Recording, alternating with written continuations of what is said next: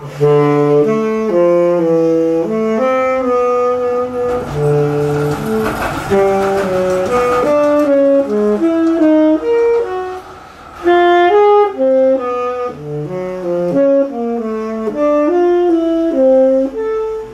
use a Reco Jazz Select. Depending on the weather, it's either 4 medium or 4 hard. In the summertime, the heat of the summer in Boston, I actually play a 4 hard because the humidity kind of liquefies the reed. But come September, October, when the cold comes in, it strengthens the reeds and I can come back to a 4 medium. I play a Jody Jazz number 10 star hard rubber, which I actually stole from one of my Australian students that went to Manhattan School of Music, Mike Rivet. He used to play, he still plays it, but he said he had a 10 that was too big. I was like, can I try that? And I put it on, it was like, bam, right from the beginning. And I told Mike, I said, Mike, I'll need to confiscate this mouthpiece. Just a subtone, because I know when I get up here, I'm not going to do it. So if you work on long tones as a subtone, you work the muscles more playing like that than if you just play triple forte. So I mean, I do basic things, just things to keep my chops up. Long tones to me, if I just did that for the rest of my life, I'd be cool. Just long tones, just play long, long, long, and then run the whole system. I think the big thing is just keep this thing in your face. Practice things that challenge you. When I walk by practice rooms, I hear kids are playing things that are really safe. Things that they're comfortable with, and things that feel good. Practice things that kick your butt, like this triadic cause. Things that hurt. You want to cause pain when you practice, right? Like cutting your tongue out. Think about if I came over with my machete, pulled your tongue out, and went, that would hurt. Huh? They would be able to. No, I think back to like the guillotine days. Right? Hey man, you tongue too much. Head in there. One more tonguing. Right? I mean, if there was a thing like that, you just kind of lop it off. You don't have to listen to that anymore. But what I'm getting at is that you want to work on things that are difficult. If you go in there and you're like, oh, I'm really cool because I'm doing the same shit over and over, and that's practicing. That's not practicing. I want to walk out of there in pain, and I do a lot. It hurts playing long tones. You put on one reed, right? You feel good. Then you put on a newer reed, and your chops are killing you because you played that reed too long. Right? You played it too long. Can't play that. One guy, I've had this reed on for 2 years. Yeah, dude, you know what? It sounds like that.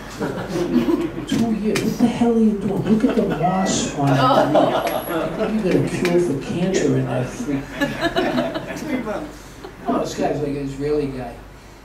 I played this reed for 2 years. And you know what? It actually didn't sound that bad. But, what's the word? What? You end up with you guys are doing it. How many had them reading on for? You said, 2 months. Nah, he's bullshit. He's bullshit. That's why you got that green shit on your head.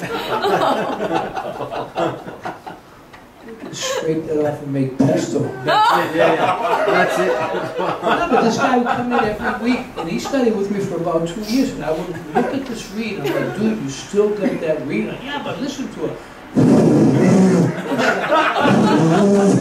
Sounds great. But it did sound good. I just can't. Look, here's the deal. You guys do what you want to do. You want to play a reed for 2 years, play it. If you want, if you want to tongue and go play with Lawrence Welk, do it. If you want to do, I don't care. Do what you want to do. But it's not right. You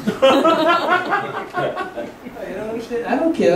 I'm not saying like, when you come in, this is what you need to do, because this is, how teachers brainwash students, like, and students become very dependent on them because my teacher told me to do this. So when these guys come in and they're like, ta-tia-tia-tia-tia.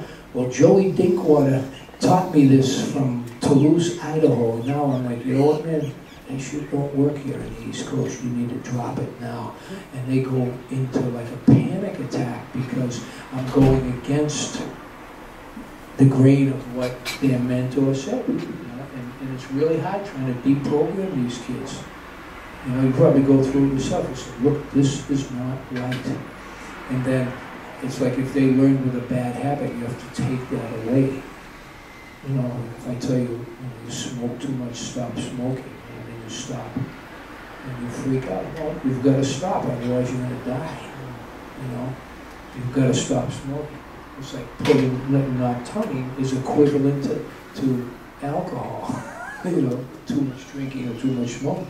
When you let go of that tongue from the musical standpoint, you realize that A, it was a supporter of your time. It's what started and stopped your sound. You know, now I'm telling you to go, ha, ha, yeah. There's nothing there. It's all from the history. And these are the serious things that I've dealt with. And you know, it's real deep, you know, it's like detoxification the first month, but all of a sudden these guys get it. And once they start turning, you know, them around, it's like a religious experience for them. Because they sound the way they're supposed to sound. And you make them realize that's a normal sound. Once you do that, you're bringing them into the way they should be sounding, because you know it wasn't the way it should be before. But they just think that's it. You know, when you come to the East Coast, you gotta straighten your shit up. You can't play the way you think you play. I mean, if it's right, it's right. You know, but you can't. You know, you come there, you go to New York, and you know, teachers are like, no man. Now it's time to give it up, and that's where I fight with a lot of students, because they think you're insulting them in the way they play. Well, I am, because it's not right. You know, it's not right. I mean, you know, think about what I had to go through too. My teachers, my uncle, they tortured me because it wasn't right, but then all of a sudden it started to correct itself. I mean, it's teaching. All right, so anything else? And then we'll get ready for the gig. Julie, what do you think, man? Good, man. 5 on my phone. You're 5? And do you miss Boston? Not really, no. You had a good time together, right? It's great, man. I never had ice on the ground for that long. Yeah. And black ice on Yeah, you learned how to ice. You learned how to ice skate, right? Down at the Boston Common. No.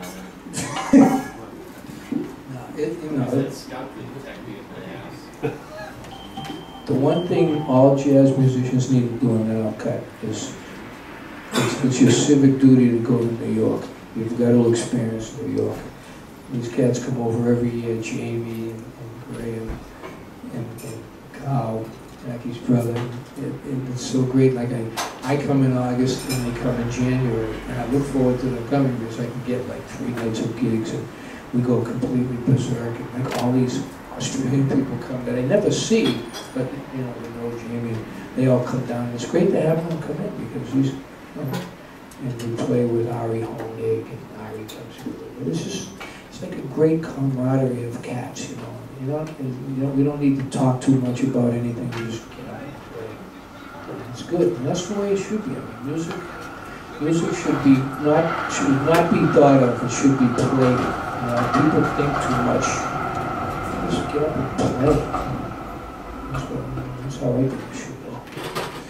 All right, any closing thoughts from my young friend here? What do you think, guy? Do you think you want to be a full-time musician? How old are you? 15? Yeah. I think you're going to do it. I'm going to predict your future. You're going to be the next John Coltrane. All right, thanks a lot. Yeah.